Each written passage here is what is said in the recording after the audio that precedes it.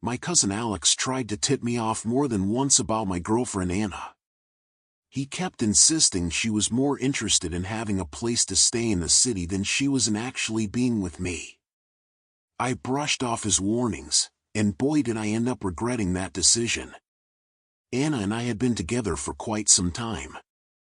Throughout our relationship, she always came across as incredibly dependable and dedicated to her work. She was finishing up her final year at a college downtown, trying to figure out her next move. One possibility involved heading back to her hometown, but that seemed like it would really put a strain on us. I couldn't imagine only seeing each other a couple times a month on weekends. After lots of discussion, I suggested she move into my small apartment, and we'd just visit her folks for holidays and special events. She found work at a local flower shop, while I managed to secure a pretty good job at a respectable company. The drawback to my position was all the travel required. I frequently had to visit different branch offices around the region, sometimes being gone for a day or two, occasionally over weekends. The money was good though, so I dealt with it. Usually when I returned home, the apartment would be immaculate, with something mouth-watering cooking in the oven, often a chicken or maybe even a goose. But then things started changing. Several times in a row, instead of preparing one of my favorite dishes, Anna just threw some fries in a pan and called it a meal. The first time, I figured she was exhausted or had a busy day, but by the third or fourth occurrence, I started wondering what was up. I also began noticing empty pizza boxes lying around. Finally, I confronted her. "Anna, where's all this pizza coming from? Who've you been eating with?" "Just myself," she answered with a shrug. "You're never around, so why should I bother making an entire meal just for me? I ordered delivery, watched some shows on the sofa, nothing special." The next day I had off from work, but Anna had to go in. I spent half the morning just wandering around the house, drinking coffee and catching up on current events. Then suddenly, the doorbell rang. Completely caught off guard, I scrambled to throw on a bathrobe and went to check who was there. It turned out to be a woman from our neighborhood. I'd encountered her a few times at community meetings and recognized her as someone from the building across from ours. "I really thought differently of you," she said immediately as I opened the door. "How can you not feel ashamed? You seem so respectable and courteous at our meetings, but now, I'm just disappointed in you." I had absolutely no idea what she was talking about, so I invited her inside hoping she'd explain further. "My son Ethan is only 13 years old, and here you are doing that," she said indignantly. "Aren't you concerned people might see you?" "Ma'am, could you please just explain what's happening here?" I asked, genuinely confused.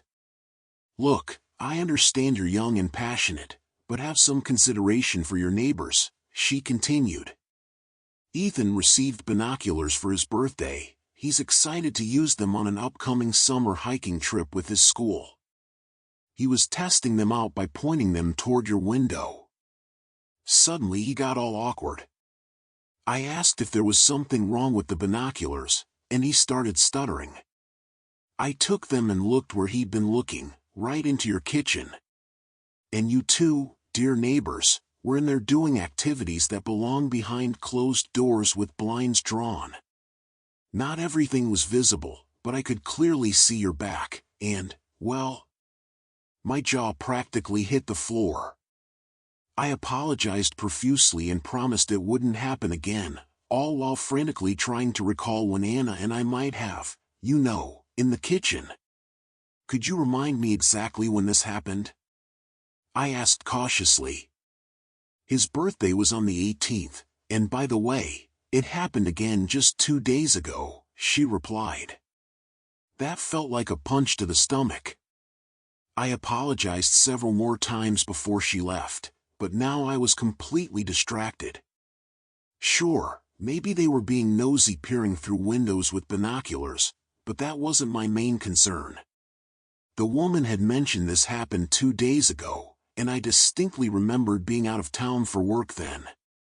I pulled up my work calendar to confirm. Sure enough, both the 18th and 19th were highlighted in blue, indicating I was traveling on business. That was the moment everything came crashing down around me. Perhaps my cousin had been right all along. Anna wasn't in love with me so much as she was in love with having a place in the city.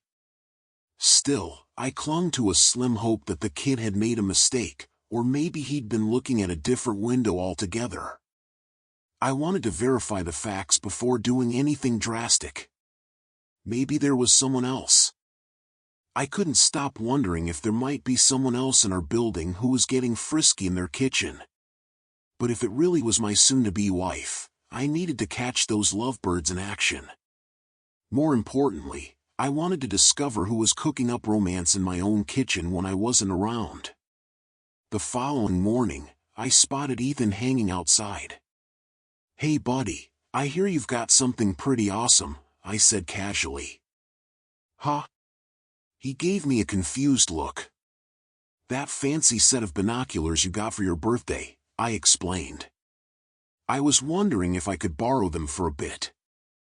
I'm even willing to pay you for the trouble." Ethan knew me well enough from around the neighborhood and agreed. We worked out a plan. I'd stop by after he returned from school but before his parents got home from work.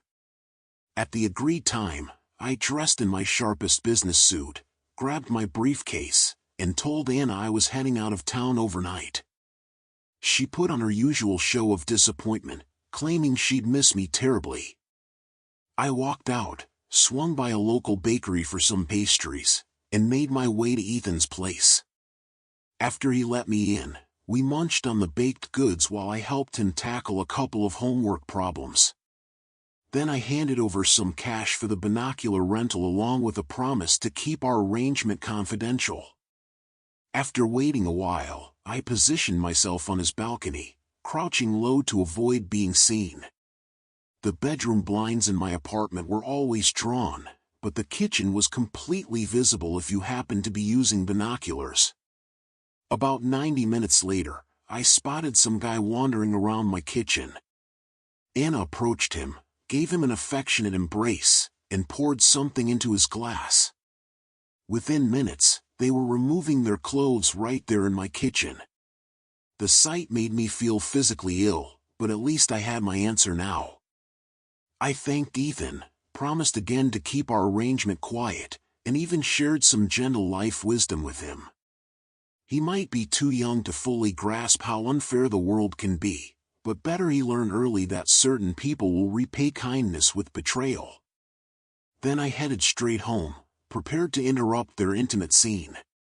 Just as I expected, I walked in on them mid-embrace. They frantically grabbed whatever they could find to cover themselves, their hair disheveled and faces showing pure shock. "Who the heck are you?" the guy blurted out.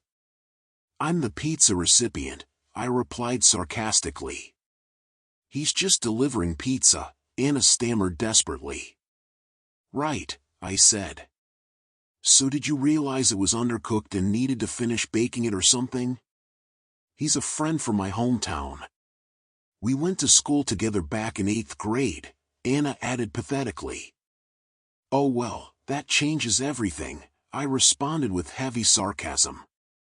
"Have a seat, let's pop some champagne and celebrate this grand reunion." They both stood there wide-eyed, completely stunned. As it turned out, Anna had genuinely ordered a pizza several weeks ago, and who showed up with it but an old classmate from her past. From that day forward, every time I traveled, she'd call the same pizzeria, request this specific delivery guy, and get a little more than just dinner. None of our neighbors ever caught on. Even the elderly ladies who gossiped by the front entrance never paid attention to the same guy in a pizza cap and uniform constantly coming and going. Nobody suspected a thing. Judging by Anna's expression, she never figured out how I'd discovered her affair. They both rushed out of the apartment like scared animals with their tails tucked between their legs. My now ex-girlfriend only grabbed a handful of her belongings. I have no clue where she ended up afterward. All her friends are married, so I doubt they'd let her stay indefinitely. As for the pizza delivery guy, I decided he wouldn't get away completely unscathed. I found the phone number for the pizzeria on an old box and called the manager. I described in vivid detail how dedicated their employee was, then suggested I might report them to the proper authorities since apparently their delivery person could spend hours at a customer's residence without anyone at the restaurant noticing his absence. The very next day, the manager called back to inform me that the guy had been fired. They also offered me a complimentary extra-large pizza as an apology. Some consolation prize, right? I'm now divorcing Anna and planning to ship all her remaining possessions back to her hometown. I still can't comprehend how she could do something so low after all the years we spent together.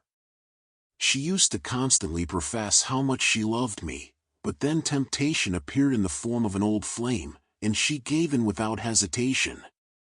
Well, I guess that's her problem now. Better she's out of my life than betraying me right in my own kitchen.